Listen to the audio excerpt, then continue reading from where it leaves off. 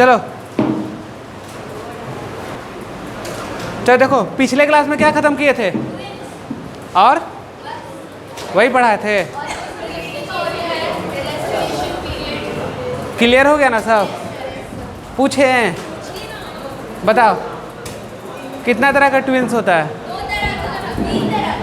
तीसरा का नाम बताओ। हाँ, क्या होता है साइमेज में?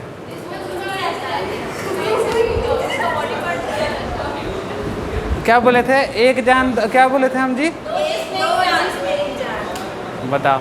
चलो देखो, उसमें क्या होता है, सुपरफिशियल टिश्यू रहता है तो अलग हो जाता है, बट लेकिन अगर सारा ऑर्गन्स रहेगा तो फिर नहीं हो सकेगा, फिर दोनों को एक साथ रहना पड़ेगा।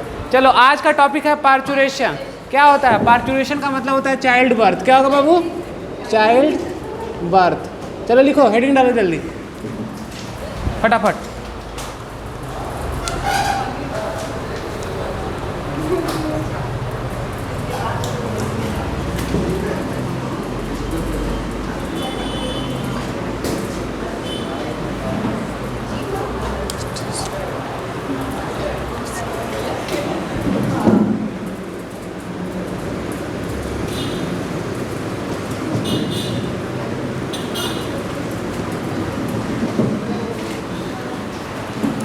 लिखो फटाफट।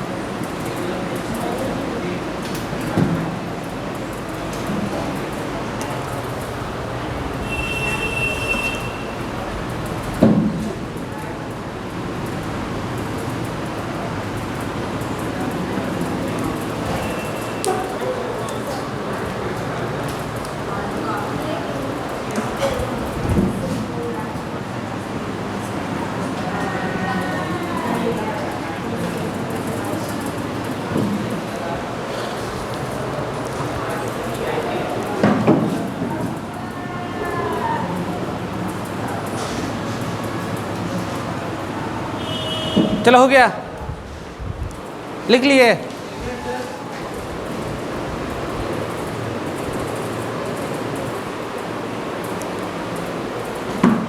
चलो देखो, पार्चुरेशन का मतलब होता है क्या?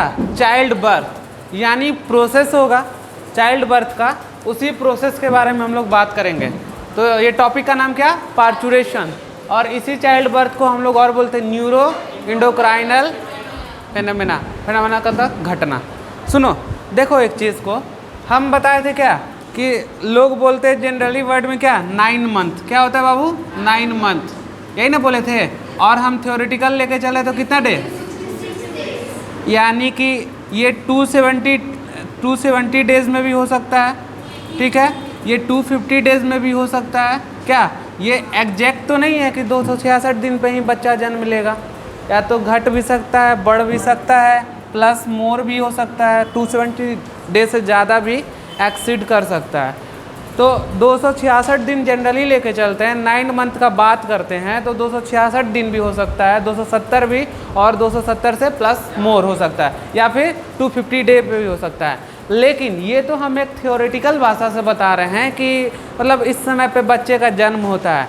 ये एक बात हम जब यहाँ पे बताए थे तो बोले थे क्या कि मतलब जब जो मेंस्ट्रुअल पीरियड का जो लास्ट समय जो रहता है, जो लास्ट डे रहता है, उसमें 20 कितना डेज को जोड़ते थे हम लोग? 280 डेज को जोड़ते थे, और उससे हम लोग ईडीडी निकालते थे। क्या निकालते थे बाबू? ईडीडी। यानी क्या था बताओ? तो लास्ट मेंस्ट्रुअल पीरियड लिखेंगे। क्या लिखेंगे बाबू हम लोग? तो लास्ट मेंस्ट्रुअल पीरियड लिखे थे, प्लस क्या किए थे इसमें? 280 डेज को जोड़ दिए थे, तो ये 14 जोड़े थे ना, तो 280 डेज पूरा हुआ ना। ओवोल्यूशन वाला भी तो जोड़े थे। अब देखो ये तो last menstrual period plus 280 days को जोड़ दे रहे थे, तो इससे क्या आ जा रहा था बताओ, ईडीडी। ईडीडी का मतलब क्या था, एक्सपेक्टेड डेट ऑफ डिलीवरी।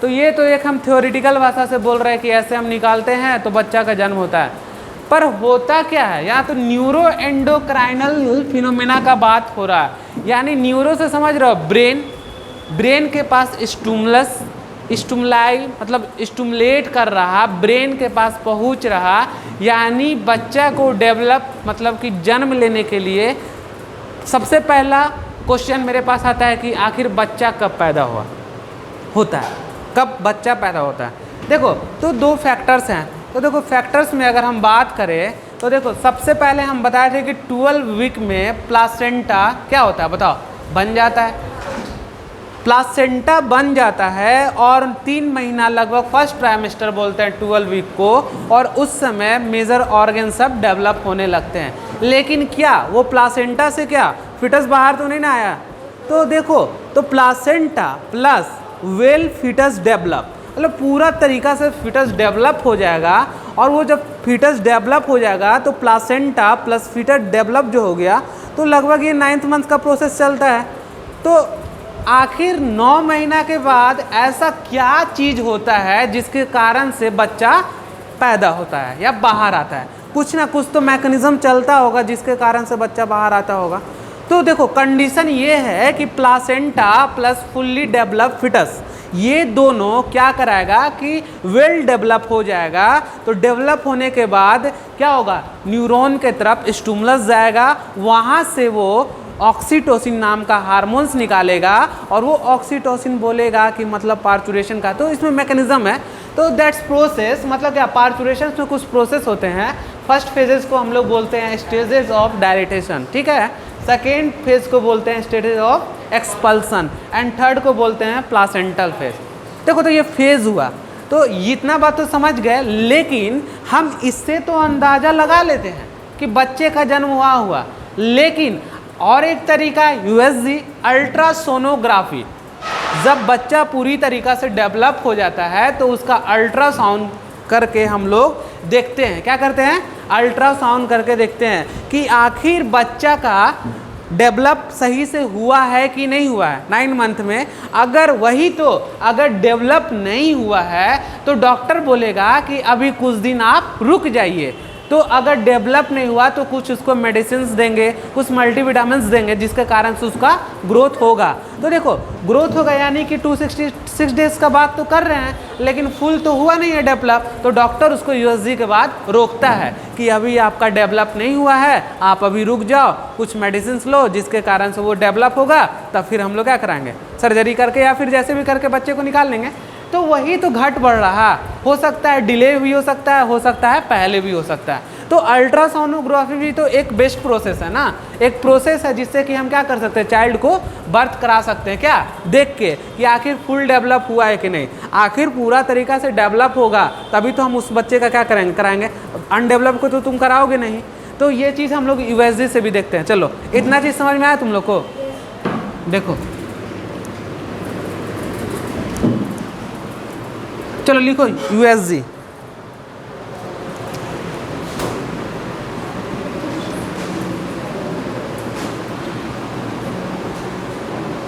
क्या होता है बताओ, अल्ट्रासोनोग्राफी, लिखो इसको।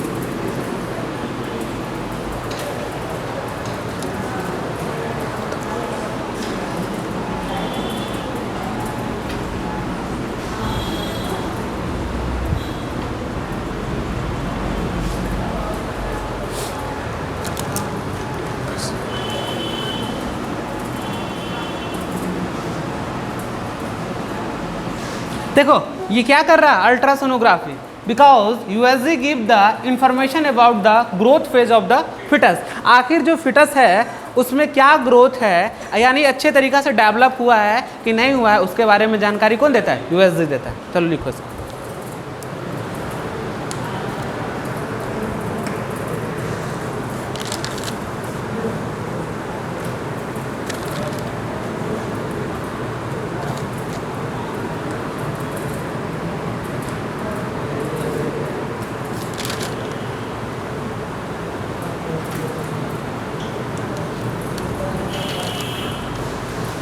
हो गया,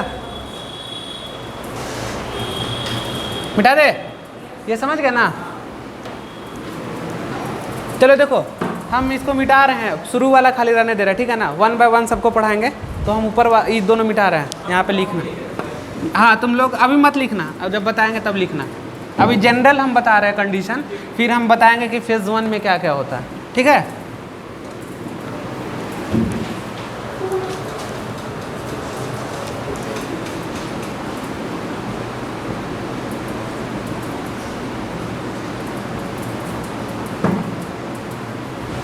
किसका फॉर्मेशन हो रहा था? प्लासेंटा का।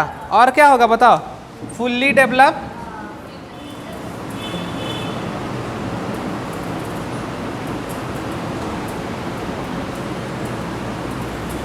चलो लिखो, लिखो इसको।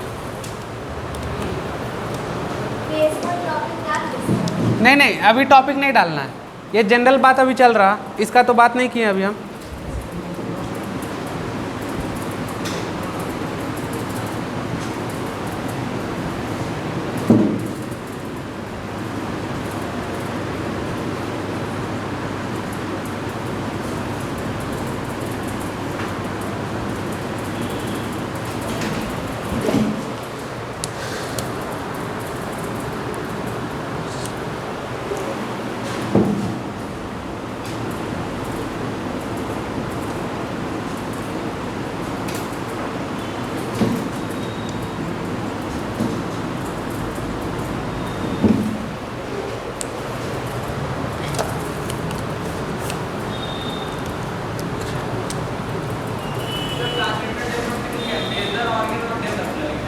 हाँ,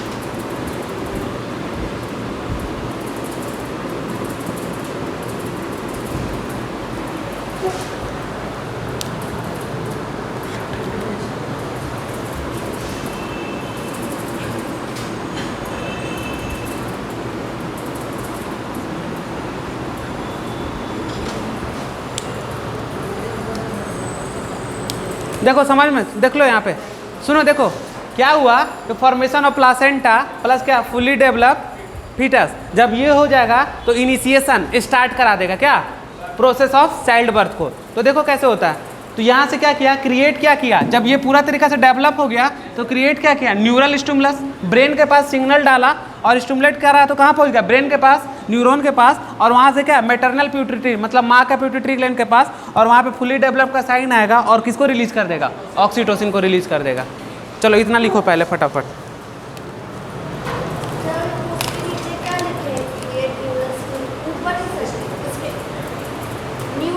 हाँ न्यूरॉन, एन अभी मिट गया हमसे।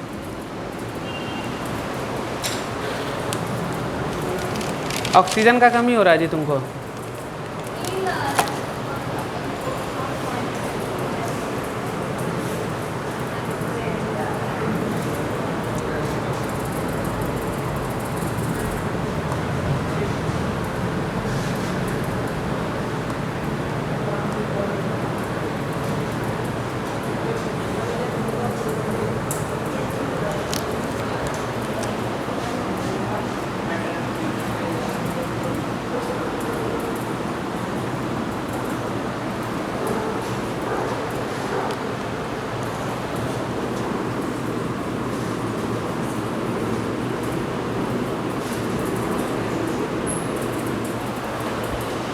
क्या हुआ, फीटल इजेक्शन रिफ्लेक्स, समझ रहे हो? फीटस अपने जगह से क्या होगा, खिसकना शुरू हो जाएगा।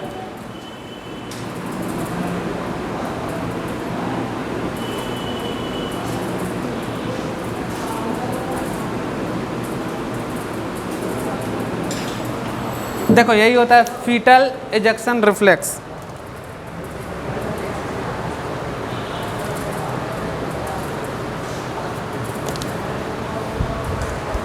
बच्चा लेट से जन्म ले या बच्चा जल्दी जन्म ले, यही एक प्रोसेस है। क्या है? यही वजह है। समझ गए बात? Fetal ejection reflex.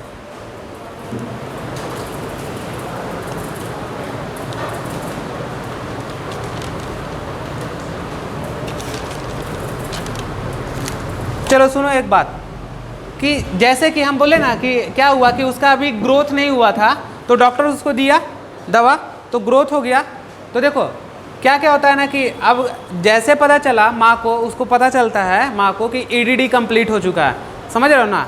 क्या एक्सपेक्टेड डेट ऑफ डिलीवरी, तो माँ बेचैन कि चल बच्चा का डेट इसी दिन आप बोले थे, अब आपको जल्दी से निकाल लीजिए, यानी सर्जरी करके निकाल दीजिए। लेकिन डॉक्टर उसको क्या बोलता है, रोके रखता है, क्योंकि क्या पूरा तरीका से ये जो हम लोग का रिफ्लेक्स जो है वो स्टिमुलेट नहीं हो रहा था। पूरा डेवलप होगा तब तो रिफ्लेक्स होगा ना उसमें। जब पूरा तरीका से डेवलप होगा तभी हम बच्चा को क्या कर सकते हैं, जन्म करा सकते हैं। लेकिन माँ को पता रहता है कि इतना दिन पे जन्म होने वाला है, ईडीडी कंप्लीट, तो वो सोचती है, बेचैन होने लगती है। अब किसी भी तरह बच्चा को बाहर या तो सर्जरी करके निकाल दे या फिर किसी और तरीका से जो होता है प्रोसेस। लेकिन डॉक्टर बोलता है कि अभी रुकिए, क्योंकि अभी फुल्ली तरीका से डेवलप नहीं हुआ है, कुछ दिन और वेट करना पड़ेगा। तो यही है फीटल एजेक्शन रिफ्लेक्स। समझ गए बात को ना? तो ये हुआ तुम्हारा जनरल। ठीक है, अब हम लोग बात करेंगे किसका, फेज 1 का। किसका बात करेंगे बाबू? फेज 1। तो इतना समझ गए ना, इसमें कोई दिक्कत किसी को?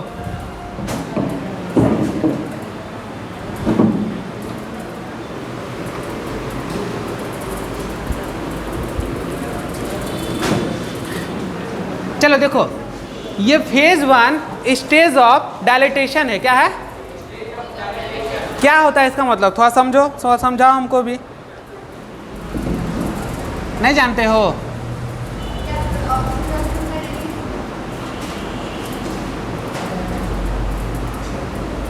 क्या है इसके बारे में पता है ना? क्या था, किसका डायग्राम बनाया था, जल्दी बताओ।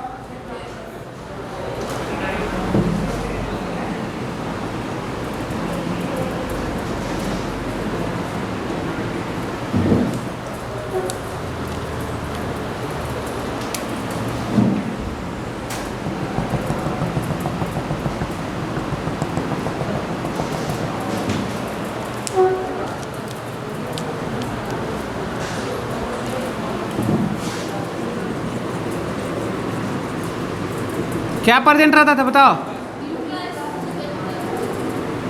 म्यूकस का काम क्या था, जल्दी बताओ। ऐसे कि प्रेगनेंसी टाइम प्रेजेंट रहता है कि बिना प्रेगनेंसी का भी?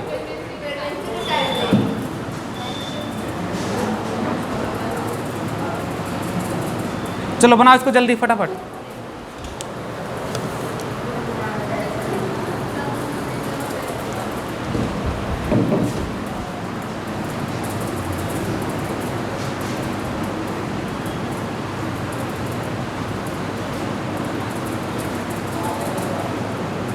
देखो म्यूकस के कारण ही क्या हो रहा है, फीटस नीचे की ओर नहीं खिसक पा रहा। देख रहे हो ना, म्यूकस रोके हुए। चलो लिखो इसको जल्दी, डायग्राम बनाओ।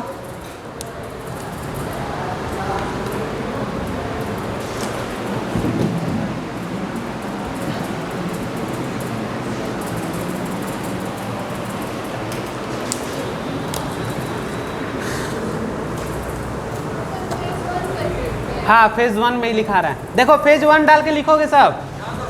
स्टेज ऑफ डायलेटेशन पढ़ा रहे हैं, 3 step of parturition. First step is called stage of dilatation. कितना देर का होता है? 6 our to 12 hours, 12 our.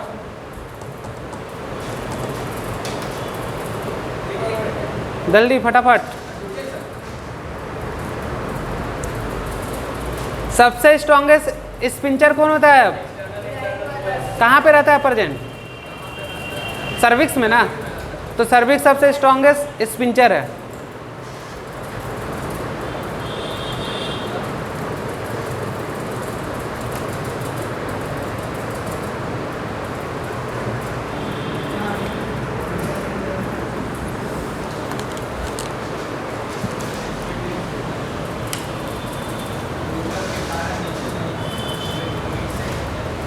Mucus के कारण नीचे नहीं खिसकता है, कौन? फीटस। चलो लिखो जल्दी फटाफट।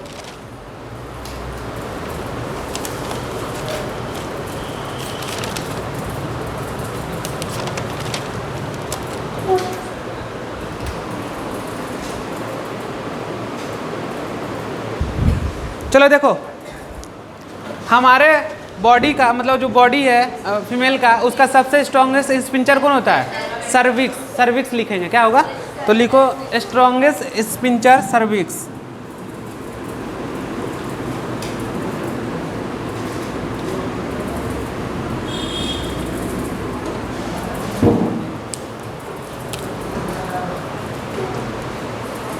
देखो स्ट्रॉन्गेस्ट स्पिंचर सर्विक्स हुआ और थोड़ा सा जो जगह बचा उसमें क्या भरा हुआ बताओ? म्यूकस प्लग बोलते थे ना उसको, तो म्यूकस प्लग, प्लग लिखाए होंगे हम। देखो म्यूकस प्रेजेंट कब? प्रेगनेंसी के समय में। अब देखो क्या बोले थे अभी हम, स्टिमुलस होगा तो कौन सा हार्मोन मैटरनल पिट्यूटरी से निकल रहा था बताओ जल्दी? स्टिमुलेट किया, जो ऑक्सीटोसिन निकल रहा था ना, तो देखो ऑक्सीटोसिन निकल रहा, तो लिख लो यहाँ पे। इस फेज में क्या होगा? किसका लेवल ज्यादा रहेगा? Oxytocin level high.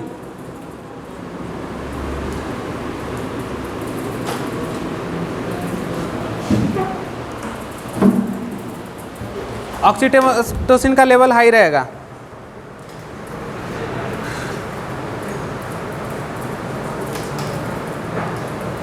देखो इसी समय पे रिलैक्सिन हार्मोन भी आता है। कौन आता है? Relaxin hormone.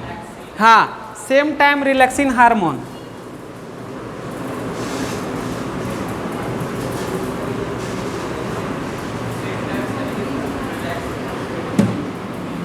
देखो same time comes relaxin hormone. तो देखो यहाँ पे कितना तरह का हार्मोन्स हो गया बताओ? तो देखो यहाँ पे नोट लिख लो, रिलैक्सिन और कौन है बताओ? ऑक्सीटोसिन। बोथ आर वर्क, दोनों काम कर रहा।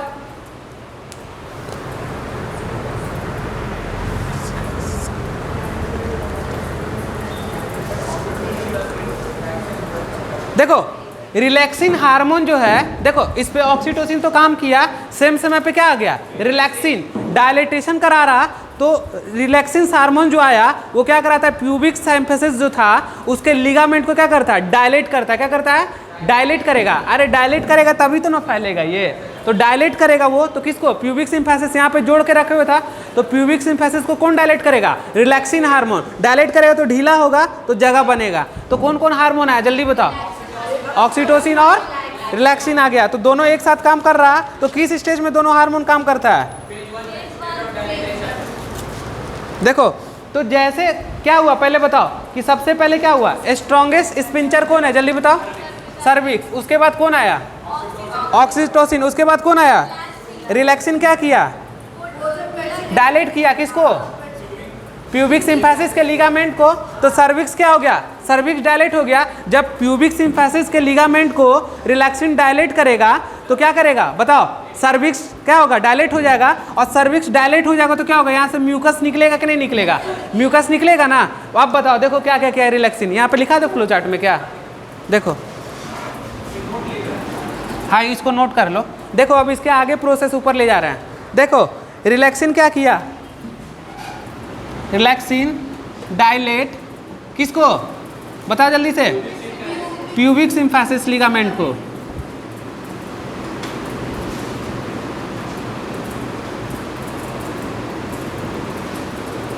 उसके बाद देखो रिलैक्सिन जब डायलेट कर दिया तो क्या हो जाएगा? सर्विक्स क्या हो जाएगा? डायलेट हो जाएगा।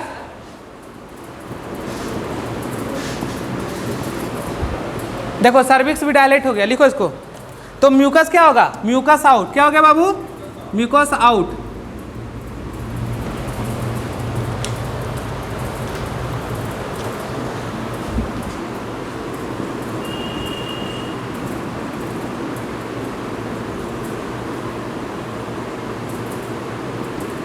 तो देखो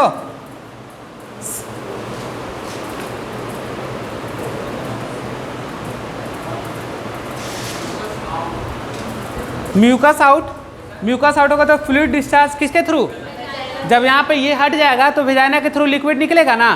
तो देखो क्या हो रहा है, फ्लूइड डिस्चार्ज थ्रू वेजाइना, लिखो इसको।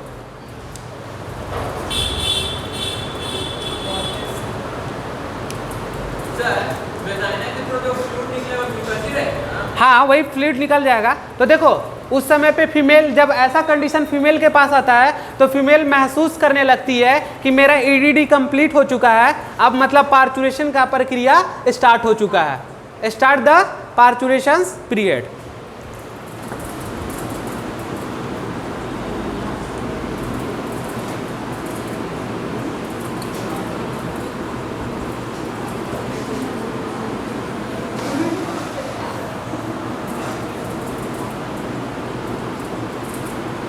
उसको महसूस होने लगता है कि अब पार्चुरेशन होने वाला है, ठीक है ना। आ गया ना फ्लो चार्ट में पूरा, अब तो कोई दिक्कत नहीं। तो ये था तुम्हारा फर्स्ट केस। कौन केस होगा बाबू जी, फर्स्ट केस।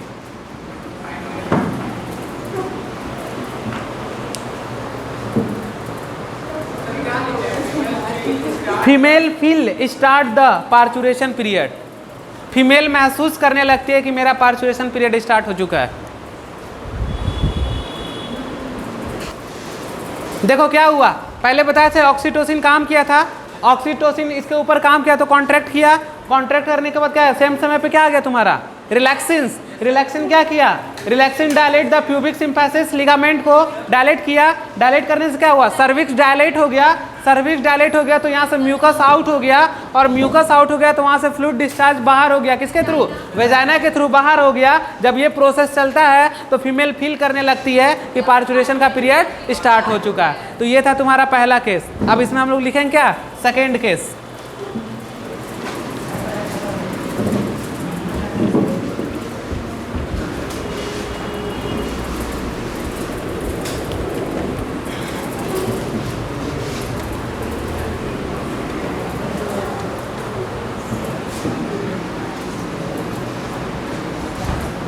सेकेंड केस,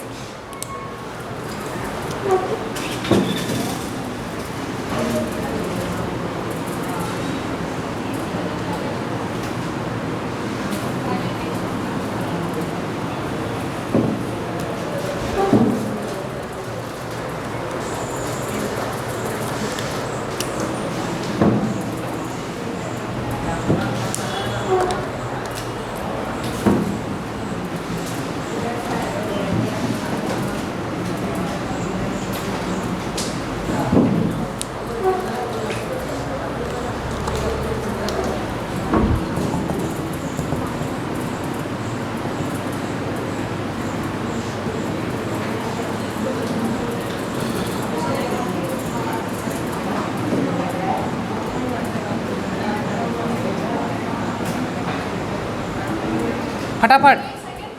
हाँ सेकेंड केस है इसका। हाँ फर्स्ट फेज का सेकेंड केस।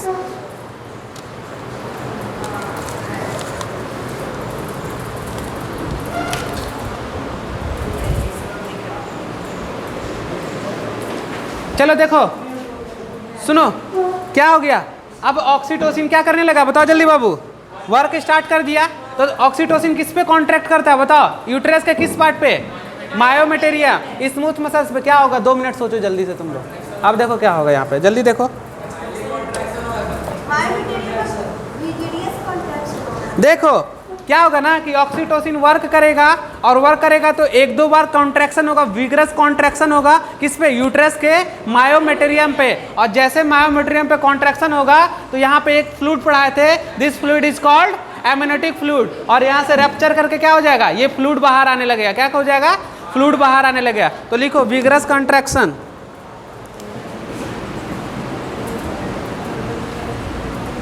किसमें बताओ,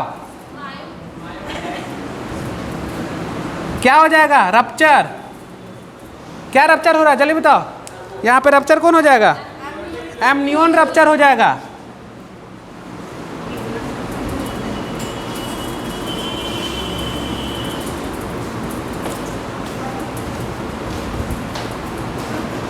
तो एमनियोटिक फ्लूइड क्या होगा, बाहर आ जाएगा। तो रिलीज एमनियोटिक फ्लूइड, लिखो इसको जल्दी।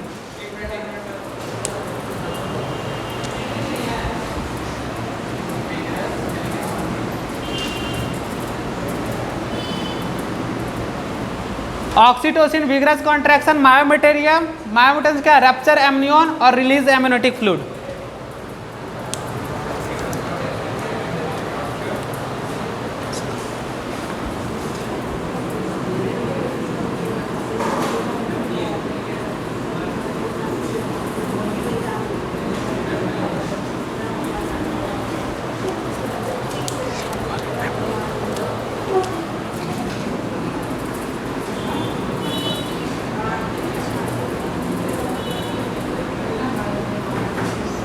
देखो सुनो जल्दी ध्यान दो, देखो क्या कर रहा ऑक्सीटोसिन, इस पे पूरा तरीका से कॉन्ट्रैक्ट किया, कॉन्ट्रैक्ट करने के बाद क्या होगा, विग्रस कॉन्ट्रैक्शन किसमें, मायोमेटेरियम, मायोमेटेरियम किसका है, स्मूथ मसल्स का बना हुआ, और उससे क्या होगा, रप्चर हो जाएगा, कौन, ये एमनियन रप्चर हो जाएगा, और एमनियन रप्चर होगा तो क्या हो जाएगा, रिलीज एमनियोटिक फ्लूइड रिलीज हो जाएगा, और ये जो एमनियोटिक फ्लूइड रिलीज और कम्स आउट होता है उसी को बोलते हैं लिक्योर अमोनी, ठीक है, एमोनी याद रखना इसको।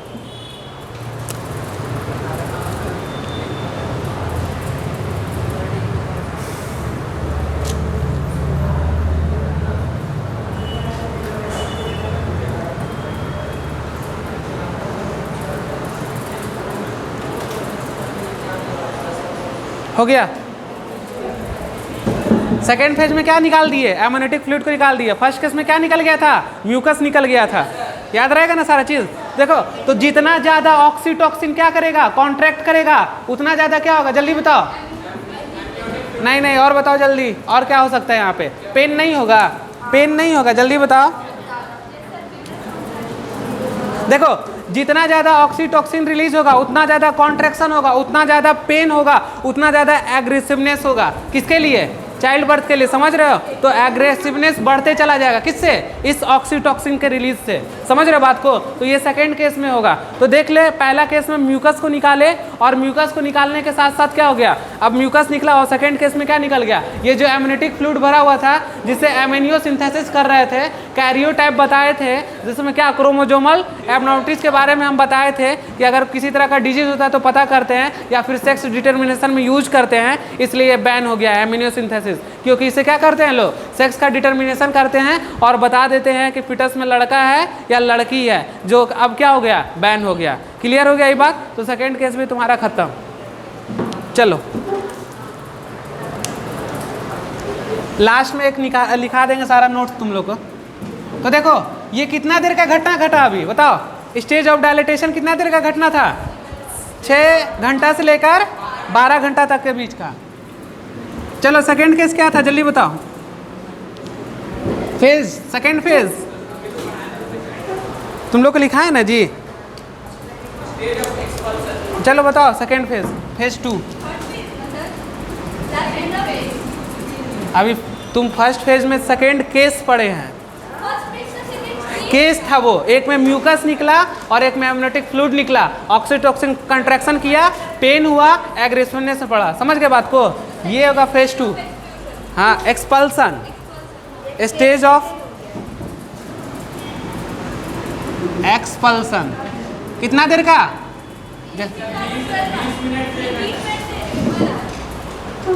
तो भूल भी जाता है जी। चलो लिखो इसको जल्दी।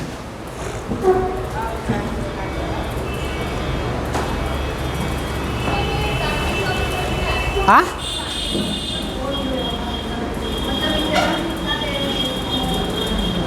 मतलब पार्चुरेशन का 3 फेज चलता है, तो 6 से 12 घंटा तक वो चलेगा, और 6 से 12 घंटा के बाद ये चलेगा, और एक फेज चलेगा, समझ गए। ये 3 फेज पार्चुरेशन कराता है, समझ गए। देखो तो लेबर पेन किसको बोलते हैं, इसी फेज को बोलते हैं लेबर पेन।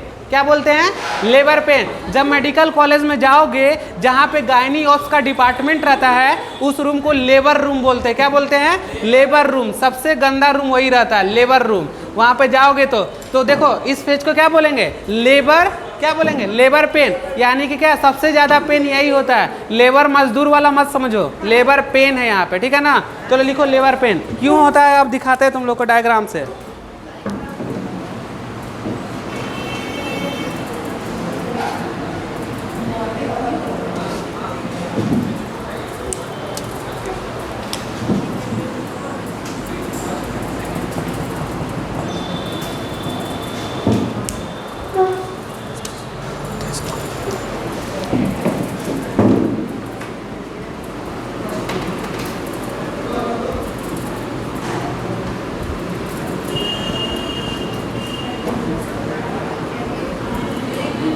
देखो इस फेज में क्या हो रहा, विगरस कॉन्ट्रैक्शन और बहुत तेज कॉन्ट्रैक्शन, थोड़ा नहीं बहुत तेज कॉन्ट्रैक्शन हो रहा। किस फेज में?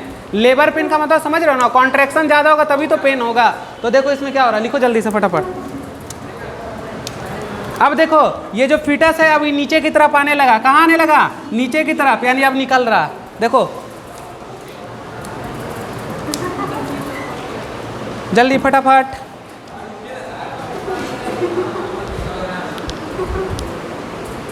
क्या बोलते हैं? स्टेज ऑफ एक्सपल्सन, यानी पार्चुरेशन का ये सेकेंड फेज है। क्या हो रहा? विगरस कॉन्ट्रैक्शन, बहुत तेज से होने वाला कॉन्ट्रैक्शन। कहाँ पे हो रहा, जल्दी बताओ? वहीं पे हो रहा। और अब क्या हो रहा, देखो ये फीटस अब नीचे की तरफ आने लगा। क्यों आने लगा बताओ? क्योंकि तेज कॉन्ट्रैक्शन हो रहा। अब देखो फीटस अभी तक तो वहीं रुका हुआ था, लेकिन क्या होगा, अब फीटस को धीरे धीरे नीचे आना है ना। तो किस फेज में आता है फीटस नीचे? क्योंकि यहाँ पे लेबर पेन ज़्यादा होता है इसी समय पे, और वहाँ पे फीटस क्या होता है, नीचे की तरफ सरकने लगता है। तो लोग बोलता है ना, माँ बोलती है ना कि हमने बच्चा को जन्म दिया, बिल्कुल गलत बात। माँ ने नहीं, अगर बच्चा ही नहीं चाहेगा बाहर आना तो आ पाएगा? बताओ। 9 महीना कंप्लीट होने के बाद बच्चा अगर एफर्ट नहीं लगाता है तो क्या बच्चा को तुम बाहर कर लोगे? यानी कि बच्चा को जन्म देने वक्त माँ और बच्चा दोनों का एफर्ट होता है, ना कि केवल माँ का होता है। इसलिए गलत है कि मैंने बच्चा को जन्म दिया, क्योंकि बच्चा अगर चाह लेगा कि हम बाहर नहीं आए तो उसको मजाल नहीं है कि तुम बाहर निकाल पाओगे। इसलिए हाँ देखो, इसलिए क्या बोलते हैं हम लोग कि एफर्ट होता है। तो इस फेज में, एक्सपल्सन के फेज में, माँ और बच्चा दोनों का एफर्ट होता है। जब तक दोनों एफर्ट नहीं करेगा तब तक ये फीटस क्या होगा, नीचे बाहर नहीं आएगा। इसलिए दोनों का तो यहाँ पे रखना, स्टेज ऑफ एक्सपल्सन में लिखो यहाँ पे नोट करके। क्यों हंस रहे हो, जल्दी बताओ। क्या बोले? मदर और फीटस लिखो बाबू।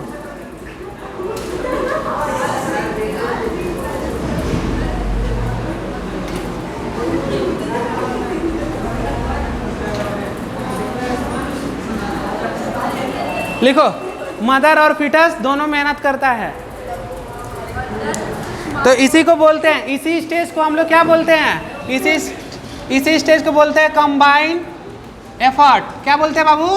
कंबाइन एफर्ट, ठीक है ना। कंबाइन एफर्ट का मतलब माँ और बच्चा दोनों मेहनत कर रहा है, इसलिए एक्सपेल्सन मतलब स्टेज ऑफ एक्सपेल्सन को बोलते हैं कंबाइन एफर्ट। क्या बोलते हैं? Combine effort. होता है, माँ को दर्द होता है, लेकिन बच्चा भी मेहनत करता है बाहर आने में।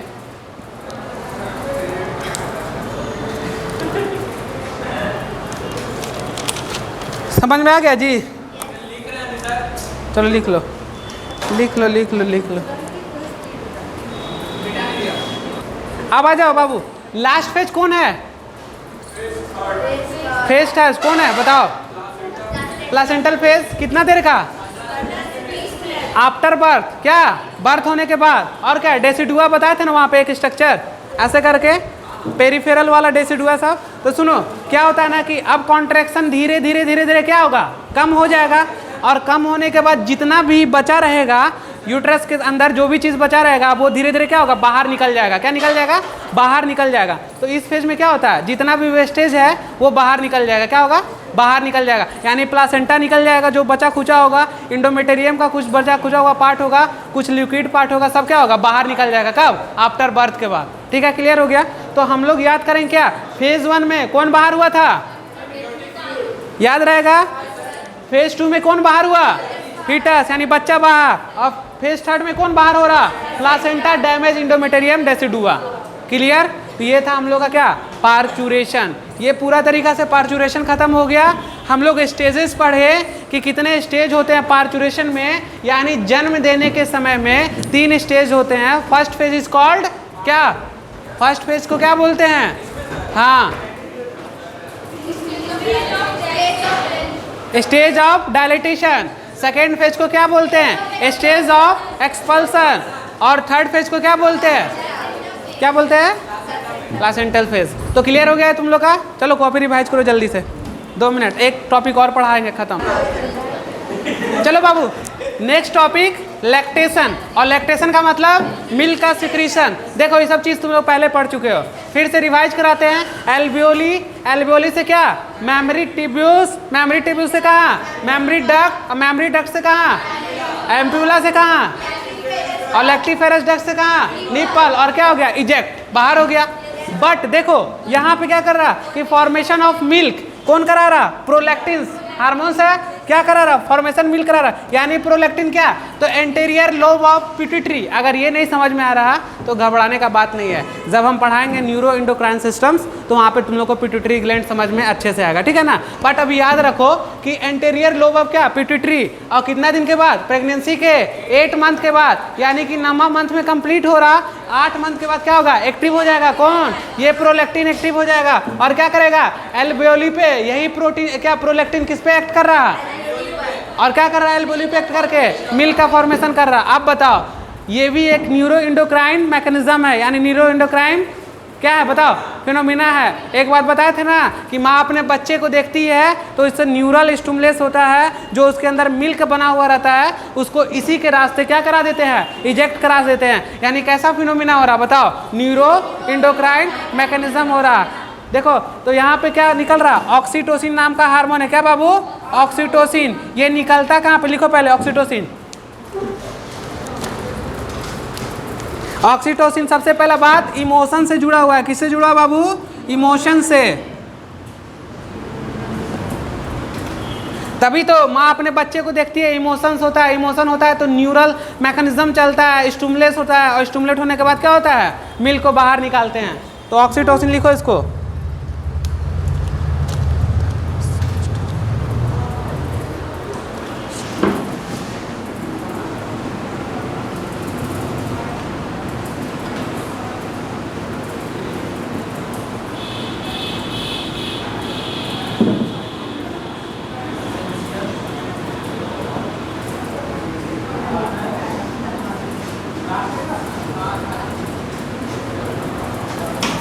देखो रिलीज होता है हाइपोथैलेमस के कहाँ, पोस्टीरियर लिब ऑफ पिट्यूटरी से। पोस्टीरियर और एंटीरियर पार्ट पर तो पता होगा ना, तो हाइपो पोस्टीरियर मतलब क्या होता है जल्दी बताओ, पीछे की तरफ से। आ जाएगा सारा, क्लियर हो जाएगा।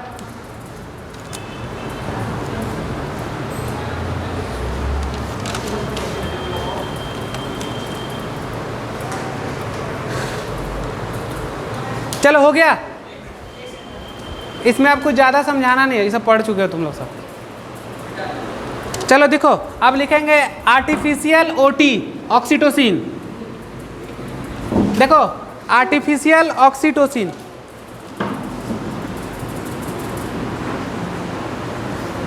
क्या करते हैं, ये हार्मोन्स भी कैसा है, पर मेन मेड है ना, बना हुआ है, कैसा है, मैन मेड बना हुआ है। इसका भी यूज उसी में होता है, मिल्क का इंजेक्शन कराने में, बट ये आर्टिफिशियल और वो क्या है, नेचुरल है। तो इसको लिख लो, आर्टिफिशियल ओटी का मतलब क्या होगा, ऑक्सीटोसिन। देखो इसी को बोलते हैं पिटोसिन, क्या बोलते हैं बाबू, Pitocin. Very very important, star लगा लेना, पिटोसिन बोलते हैं इसको, पिटोसिन, CIN लिखना, सॉरी, पिटोसिन। देखो डाइजेस्टिव सिस्टम में क्या पढ़ाते हैं, मिल्क क्या है बताओ, संपूर्ण आहार है कि नहीं बताओ, है ना। मिल्क को अमृत मानो या कुछ मानो, क्या है, पूरा तरीका से ये संपूर्ण आहार है, क्योंकि कार्बोहाइड्रेट, प्रोटीन्स, सारा चीज़ किस में पाया जाता है, मिल्क में पाया जाता है। इसीलिए देखते हो ना बच्चा क्या केवल दूध ही पीता है, और दूध पी के अच्छा रहता है ना। तो देखो अब सुनो, खाना देते हो उसको नहीं ना, तो क्या मिलता है उसको, केवल मिल्क। यानी मिल्क क्या है, संपूर्ण आहार है, क्या है, संपूर्ण आहार। अब देखो 2-3 चीज़ पढ़ा रहे हैं, सुनना अब ध्यान से देखो। तो देखो बात क्या है कि फर्स्ट इनिशियल मिल्क, नोट करो, क्या बाबू, फर्स्ट इनिशियल मिल्क।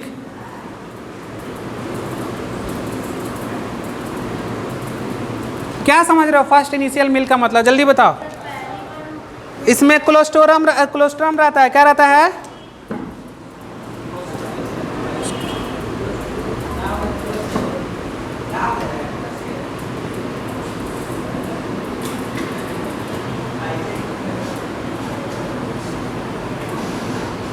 चिपचिपा और पीला टाइप का रहेगा, कौन रहेगा, तो इनिशियल। यानी माँ जो पहला जो मिल्क फीडिंग के लिए कराती है उसमें क्या पाया जाता है, कोलेस्ट्रॉल, क्या पाया जाता है, कोलेस्ट्रॉल। और कैसा रहता है, चिपचिपा और गाढ़ा टाइप से रहेगा, और कैसा कलर रहेगा, पीला रहेगा, लिखो कोलेस्ट्रॉल।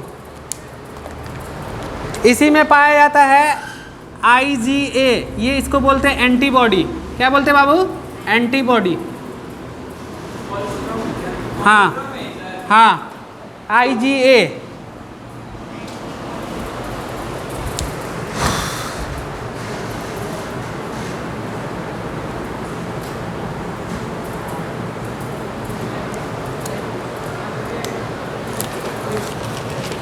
देखो बच्चा जन्म लिया, उसको फर्स्ट बार फीडिंग कराए तो माँ के दूध में क्या पाया जाता है? क्लोस्ट्रम पाया जाता है, जो एक चिपचिपा गाढ़ा तरह का सब्सटेंस रहता है, पदार्थ रहता है, और इसी में एंटीबॉडी ये बनाया जाता है। क्योंकि बच्चा जन्म लेता है तो बच्चा के पास कोई भी डिफेंस मैकेनिज्म नहीं होता है, किसी भी डिजीज से लड़ने के लिए कोई डिफेंस मैकेनिज्म नहीं होता है।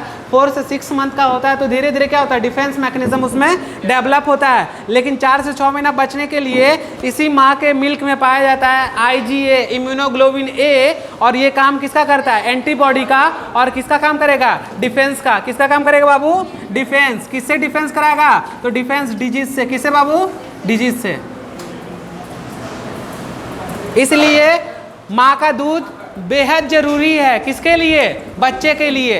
यानी कि फीडिंग कराना बहुत जरूरी है, क्योंकि उसके पास एंटीबॉडी पाया जाता है, और उस एंटीबॉडी में क्या रहता है? एंटीबॉडी जिसमें डिफेंस मैकेनिज्म रहता है, किसी भी तरह के डिजीज से बचाता है। क्योंकि बच्चा के पास खुद का डिफेंस मैकेनिज्म नहीं होता है इनिशियल पीरियड में, 4 से 6 मंथ में। और इस तरह से आप लोग का रिप्रोडक्शन चैप्टर द एंड, क्या? द एंड खत्म हो गया।